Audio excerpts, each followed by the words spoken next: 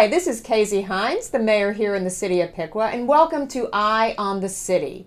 This episode, we will be talking with our soon-to-be retired Chief of Police, Bruce Jameson, our new Chief of Police, Rick Byron, and also we will be talking a lot about the Piqua Police Department here in the city and just getting to know a little more about the jobs that our officers do. So I thought to start out, we'll talk a little bit with Chief Jameson about his time and his career here at the city. And I know that you have been here for, is it 33 years? Is that right? Yeah, just shy of 33. Okay, but you've not been chief the whole time. No. So I started in 1986 as a patrol officer and worked the streets responding to calls for until about 1990, whenever a position opened up that frankly nobody else wanted. So, but as a young officer, I had put in for it, and it was called juvenile officer. And that included a lot of visits to the schools, doing school programming. We had a drug use program, but we kind of made it up on our own with the help of the schools. But also it was dealing with juveniles as either perpetrators of crime or victims of crime. And around that time, the child sexual abuse reporting just really exploded.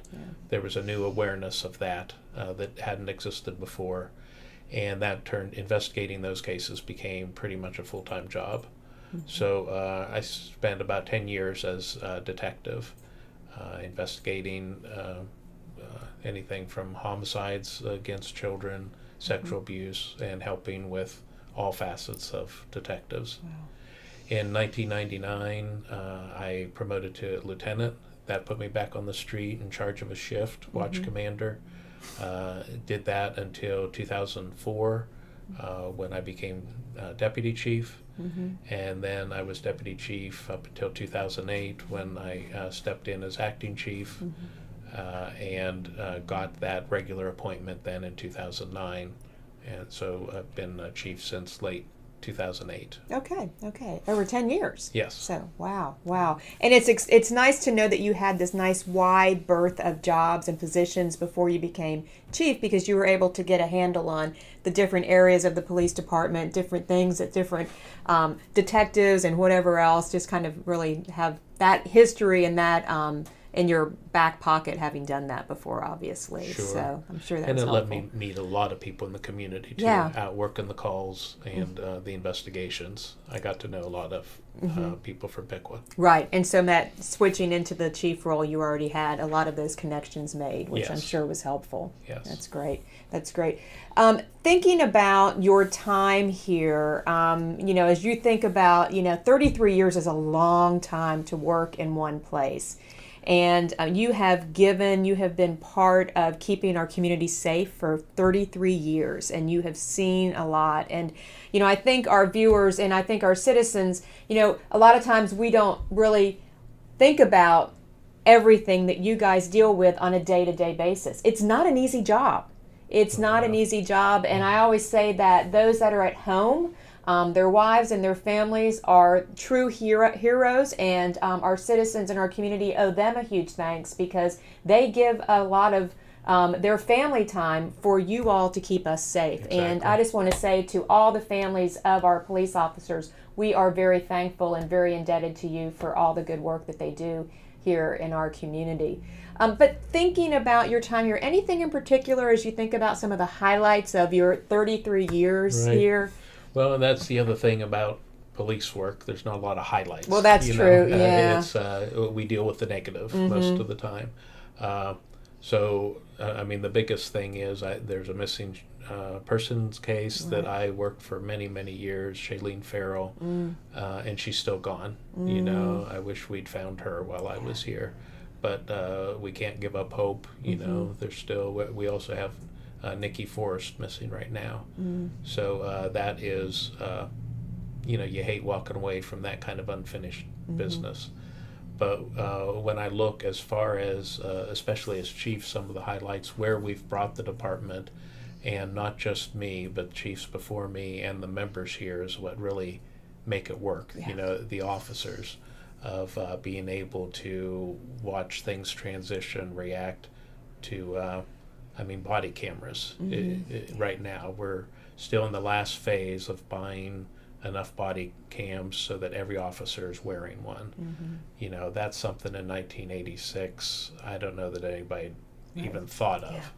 And so I've got to watch the transitions there, where we put some cameras into the cruisers, you know, and then pretty soon, well, a couple of those cruiser cameras also had body cameras, and now basically everything that an officer does has the potential of being recorded. But that's good, because citizens are pulling out their cell phones every time we walk on somebody's porch. We're probably being filmed, you know, from a couple different angles anyhow. So it's nice to have some control and be able to say, no, this is what really happened. Let me show you the video. So it actually has been good. I think it makes some of the citizens behave better. For officers, we're also thinking, you know, that, okay, this is being recorded, but I really feel like most of our guys were doing pretty good anyhow. And so what this does, though, is when there's unfounded complaints, we can usually dust off the video and put a pretty quick end to it. Well, and unfortunately, you don't want to think about it, but we hear so many stories on the news of police officers who are put in harm's way for a variety of reasons that are not needed. I mean, they never need to be in harm's way, but the fact that, and so the body cameras would help in those situations as well. Right. It is, it's unbelievable to me the number of police shootings that we hear about in our country that happen. It's almost a day-to-day occurrence, and it is not an easy job to go out there and to try to do the good work that our police officers do. I know. And on that topic, when I leave, there will be nobody here. I think I'm the only one left from the last time there was a police shooting here in Piqua. So, when was that? 1989. Okay. July of 1989. So, so we have not had to over 30 use years that degree of force since then, but it is a part of every officer's life, and hopefully that's because the officers are well trained. I know we have an excellent training program here that existed long before I started and has continued to do some very dedicated training officers. Well, that takes a special kind of cop, but we got some good ones here that keep people trained. Well, and I think they can, and I have observed this myself, how they can diffuse a situation and do so in a way that keeps everybody safe around whatever the situation is. And there is a huge amount of training and amount of, just fortitude for that police officer to be able to do that. Anything else that you want to share, just as you think about your final time here? It just the relationships here. I mean, the people in this town. I mean, I love them. You know, and they're probably the grumpiest people on earth. You know, they don't make our jobs easy, but that's part of what makes it fun to serve them. Because they can, they're going to challenge you. They're going to keep you on your toes. And then they'll love you back. You know, whenever they see that you're that you care about them. You know, and the vast majority we got to see whenever you put together the blue light stuff a couple years ago. We saw what this community thinks of their police officers, and not every cop gets to work in an environment like that. Sometimes, I mean, we get people every shift calling us names and stuff, but there's some cops that's every call they go on from start to finish. And fortunately, that's not the kind of town Piqua is. So I appreciate that. They could be a little bit kinder, right? Maybe a little kinder to the next chief and mayor and city leaders. We have a lot to learn there.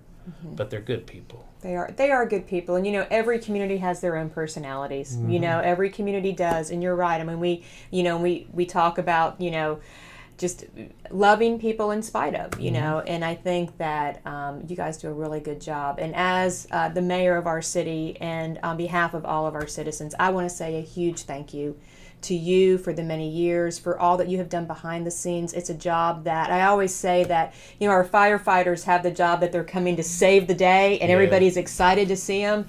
And when the police show up, sometimes everybody starts to look the other way. You know, it's like, oh no, what am I going to get caught doing? So your job is not easy, but we do appreciate it, and we wish you the best in your retirement. Thank you. Rest, celebrate, play, do whatever you need to do just to refresh yourself and enjoy every bit of it. And we really appreciate all your time with us. Well, thank you very much. Yeah. And now I'm sitting here with our new chief of police, Rick Byron, and we'll do kind of similar what we did with Chief Jameson and talk a little bit about kind of your history here in the police department. So how long have you been here? I came on in August of 1999, so this will be my 20th year at the department. Got hired in as a police officer, patrol officer, like everybody does. I was probably here about 4 years, and then I became a school resource officer at the high school. Did that for a handful of years.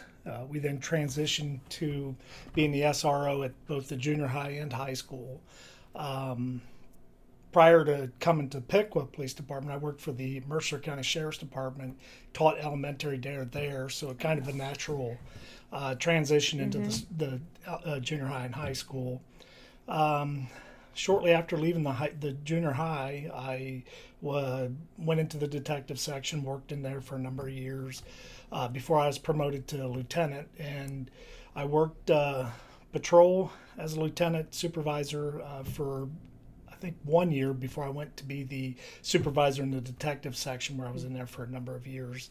And then, of course, this opportunity came up to take the promotional test for chief, and here we are today. Wow. Well, you know, it's another great history and great birth of different positions held in the department, which I know is going to be helpful to you just as it was to Bruce when he was the chief. So this is great to hear all the background that you have.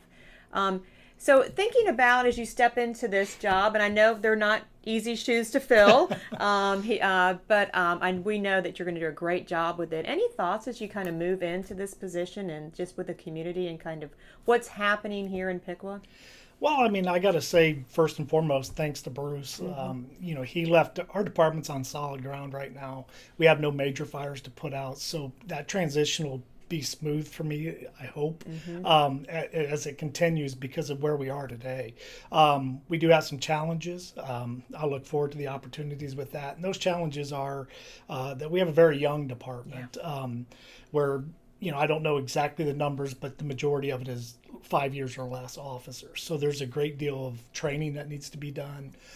You know, they need to get the experience at what they're doing to become well-rounded officers. So that'll be one of the challenges that we'll work forward to try to, I guess, get them to where I'm at today, give them the opportunity to advance in their careers and to help the citizens and do what we do. So, you know, as for the other challenges, this position is going to be something I'll have to grow into. You know, there's a lot I don't know about the administrative side. I think one of the things I look forward to the most is working with people like yourself or the schools and other businesses in town, because I haven't had that exposure yet. So I'll get to meet a lot of new people and find out a lot more about Piqua.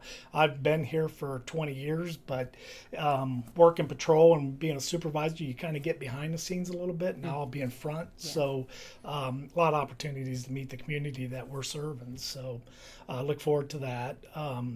But again, everything else is going to be something to fill the shoes and kind of grow into the position. So yeah, I'm grateful for this opportunity, and I'll make the best of it. Sounds great. It sounds wonderful. Well, I know, thinking about, you know, the fact that we have such a young department, and I know, I don't know if either one of you want to respond to this, but thinking about hiring and just police officers in general, is there less of a field, or I mean, is it kind of still running the same as in opportunities and people coming up through the police academy and applying for jobs, or is it kind of with all the stuff that's been going on nationally, I can see people not wanting to possibly enter into this field. There's two things that are working against us with that. For one, there are a lot of police jobs available right now. So that's very competitive in terms of getting officers to start. And then that's the second part with sometimes with the media exposure and the things that are going on around the country, people are saying maybe I can find something else to do. So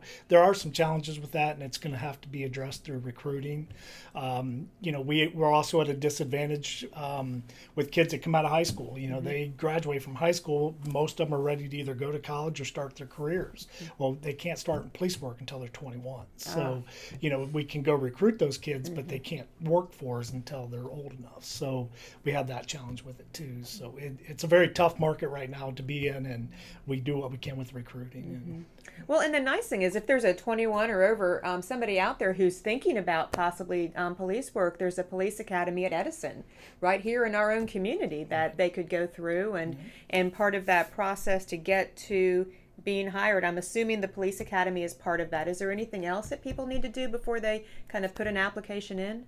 Well, there are things that they can do in law enforcement before they turn 21. I don't know what the requirements are for the jail to work for the sheriff's department, but you don't have to be 21 to do that. So if they were interested in that, or, as you mentioned, we have an academy here, but we also have an associate program out at Edison. They can go to college for a couple of years, get an associate degree, and then at that point start applying. They have to be 21 to take the appointment, but they can start the process a little earlier. So, those are a couple of things they could do to look at, again, the sheriff's department, working in a jail or somewhere, and then, or the school work, or, whatever it is to get them in that 3 years that they've got to go before they can become a police officer.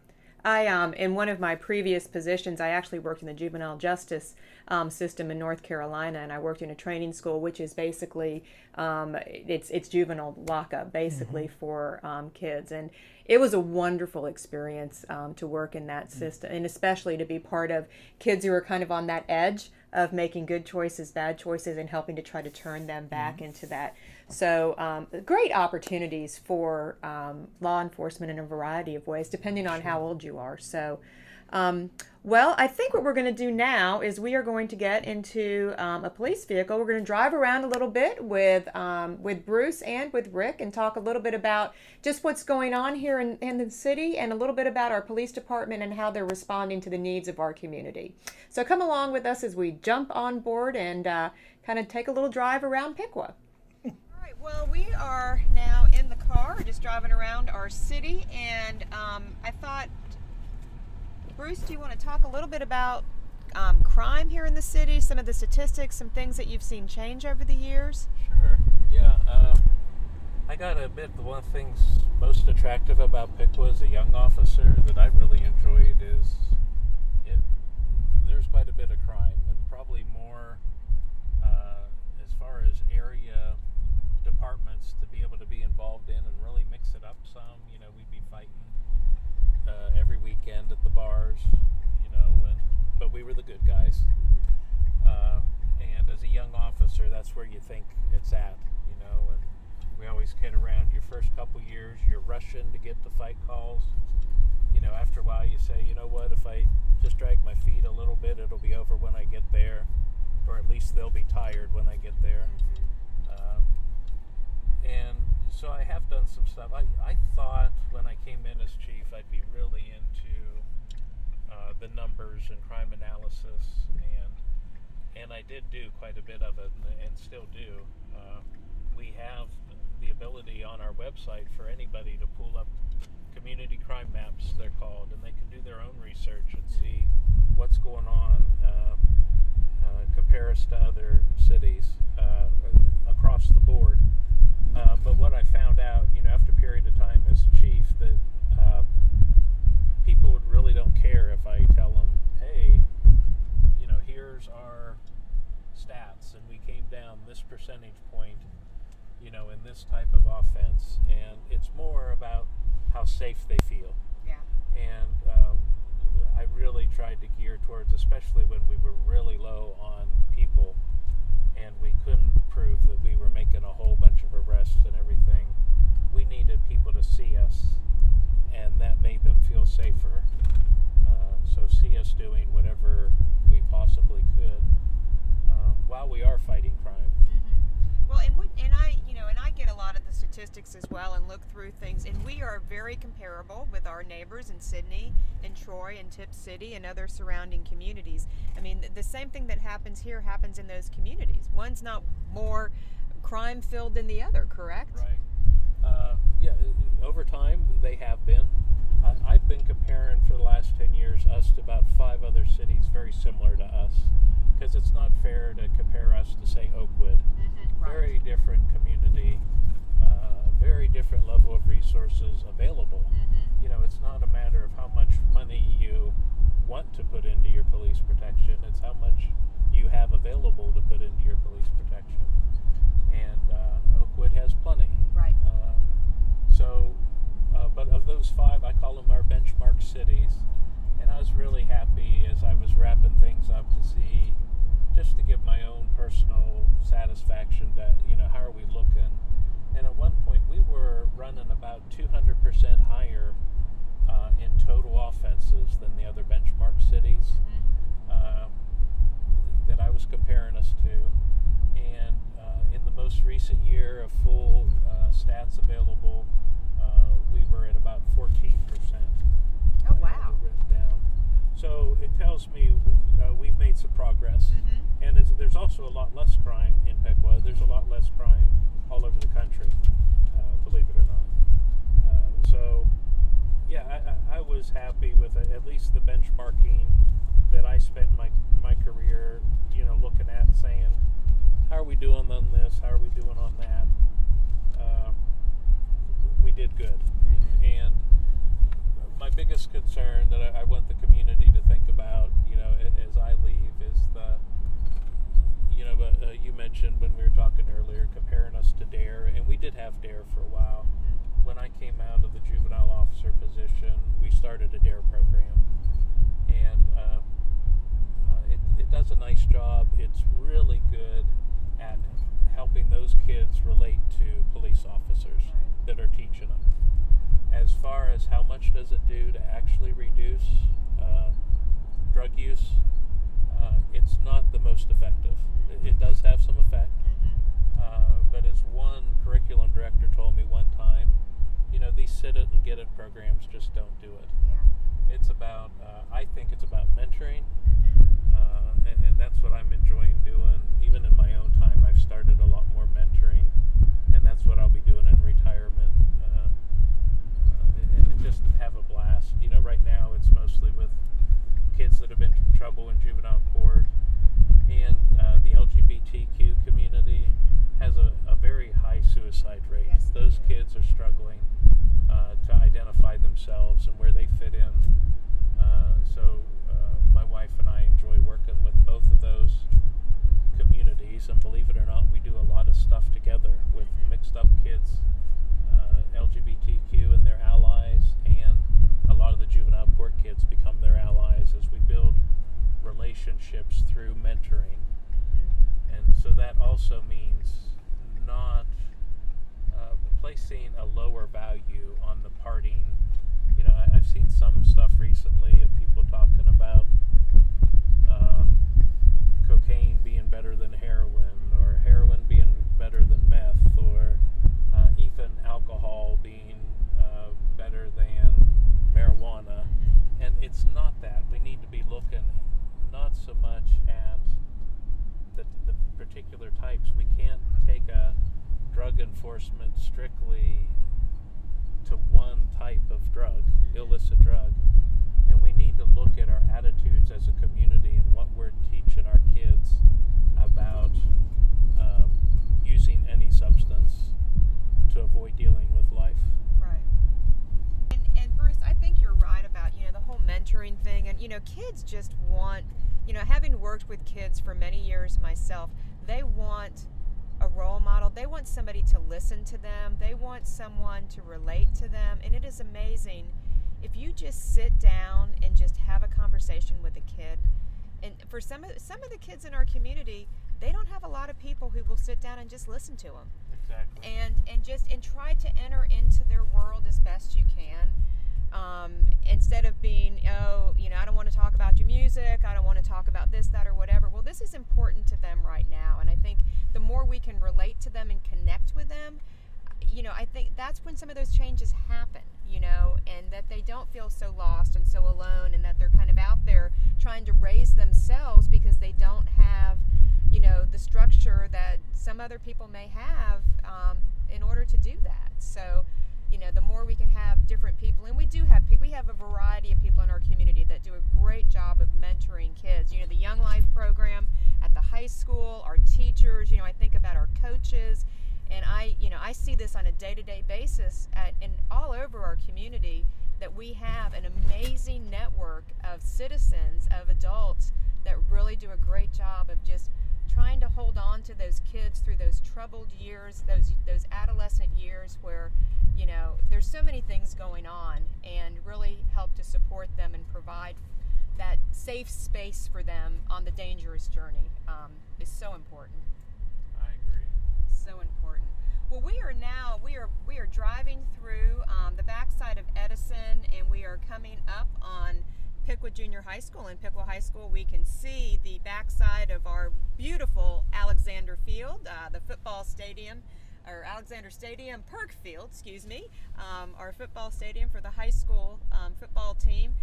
And I know that thinking about the ways that our police department engages and helps our community, obviously the schools and the police department have a great relationship. Can you talk a little bit about kind of what that relationship entails, and how it's evolved over the years through what you were doing as the juvenile resource and then the DARE program, and kind of what we have going on now? Sure. Yeah, with our limited resources, we did especially during the recession, we totally did away with the school resource officer program. And it had grown out of what I talked about, where juvenile officer, then a DARE program, and then SRO. There was a lot of federal money that allowed Piqua to put, we had 5 SROs working. Wasn't that the max?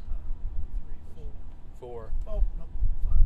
5 total, all at the same time. So there was days that we had more officers in the schools in the 90s. This is the 90s. In the 90s. Yeah, okay. Than we had out working the street. Wow. Really good thing, but mostly federal money.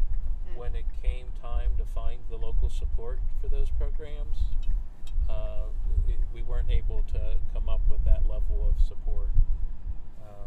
So what it's eventually translated into, I'd say Sandy Hook really got people's attention on school safety. And so that's when we started a Protect program. It's a multifaceted approach to, as I mentioned earlier, we just want people to feel safe and actually be safe.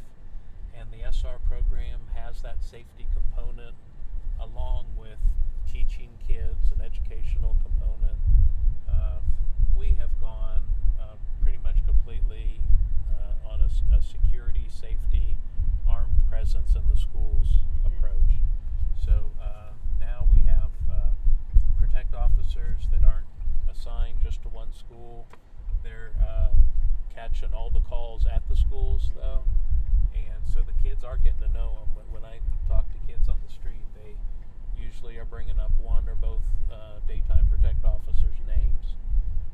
And then beyond that, we started a program just last school year called Threat Assessment Officers. And these are retired officers and some of our officers on their days off that come in and work. They're not there to build relationships, although it happens. They're also not being mean to kids. But the fact is, they're there to make sure we have an armed presence in the buildings. And that serves as a deterrent, and they will be the first ones there, and we'll get there quick if, heaven forbid, Piqua ever does have an active shooter incident. So they're right in the schools, and we'll have lots of help. So the last 8 years probably have been very concentrated on making the schools safer from our end, and then the schools have also committed a lot of money to systems that make the environment safer. Yeah. Well, I know there's been a lot lot of restructuring of the entrance ways and different things like that at the high school and junior high, because the newer buildings have that, because obviously that was part of the plan when the newer buildings were built. But I know last summer, that was one of the big focuses that was happening for the school district. I think if we'd done that 10 years ago, people would be up in arms. Oh, What yeah. are you doing turning our schools into prisons? Yeah. Is what you would have heard. But I think this community has done well to respond to just changing community norms and have been very accepting, as far as I've heard, at the schools, with the fact you can't walk in that door and just go anywhere you want in the school anymore. And that's a good thing. It's a good thing.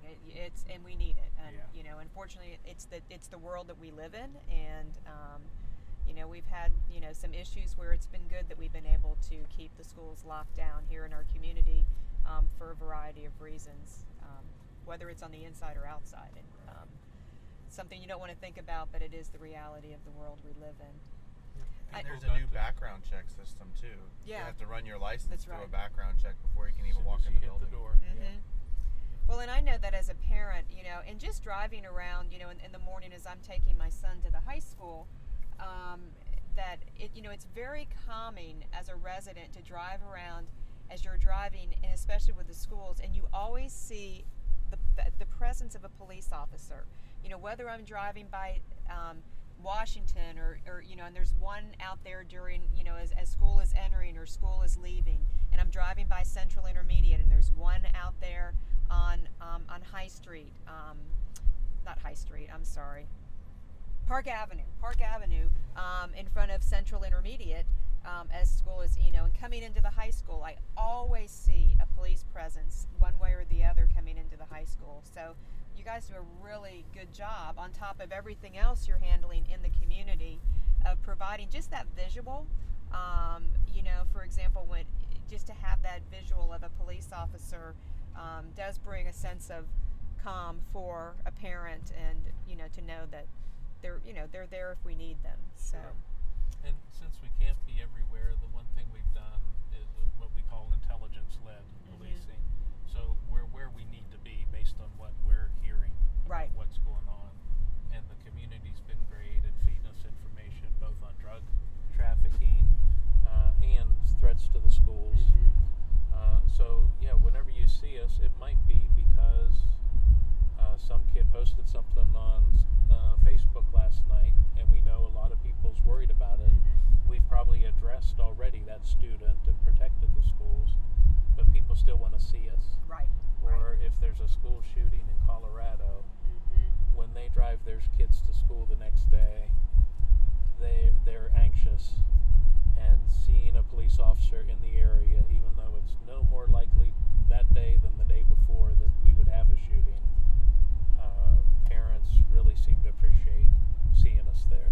Well, and I think citizens do. I think about what happened with the Jewish synagogue and the shooting that happened there. And I actually went for the Shabbat service at our Jewish synagogue that Friday in support, just to be with our brothers and sisters there. And one of our police officers was outside the temple. Exactly. And just a presence of, you know, hey, you know, your community is with you, we support you, and we're here. And that goes a long way to feel comfortable and to feel safe within a community. And where we need the community's understanding is we're not announcing all of that. Because if we were to say, hey, Piqua, look what we're doing, there's a Jewish temple here in town, and we're going to have extra protection there, well, that might bring that temple to people's attention that don't even realize it's there. So we're very transparent. You can see our numbers within hours of us, you know, handling calls. You can see where we've been, what we've been doing. Read the first part of every one of our reports. But it's not the kind of industry that we can form a committee and decide how to respond to every threat. Right. Every threat's different. And part of it is just being able to triage like you do in an emergency room, of trying to figure out what is the, you know, what is the one thing you need to focus on right now before you move to the next one and the next one. So speaking about drugs and heroin, and obviously, we hear a lot about this in the news, and we hear a lot about overdoses, and you and I both get monthly totals on overdoses in Miami County, and again, we run pretty neck and neck with numbers and statistics very similar to our neighbors in Troy, Sydney, and Tip City. No community has more than the other overall. It tends to be kind of just all over, the same numbers are pretty much very similar. But thinking about ways that we work with the heroin epidemic within our community and the many things that we do. I know you're involved in the coalition in Miami County, which has been doing great work. We have the Heart Response Team, and there's so many things that are happening that are helping to address the issue of heroin here in our community. Yeah, and I think it was well put by our former Attorney General that's now Governor. I heard him out hitting it hard as Attorney General, telling people we're not going to jail our way out of this problem. There's just not enough capacity in the criminal justice system to take care of this problem, and so society in general is having to balance that. Well, is this a crime problem or is it a medical social problem? Right. And the answer is yes. It's both. So we stepped up and did what we could without taking over as totally becoming social workers, but through the HEART program, through other programming, took an approach that included a soft approach to drug use. We did not take a soft approach to drug trafficking. Matter of fact, we were the first case in the county for prosecuting the dealer who sold the heroin to somebody that fatally overdosed. Yes, I remember that. So that's the type of, we took the leading edge on that.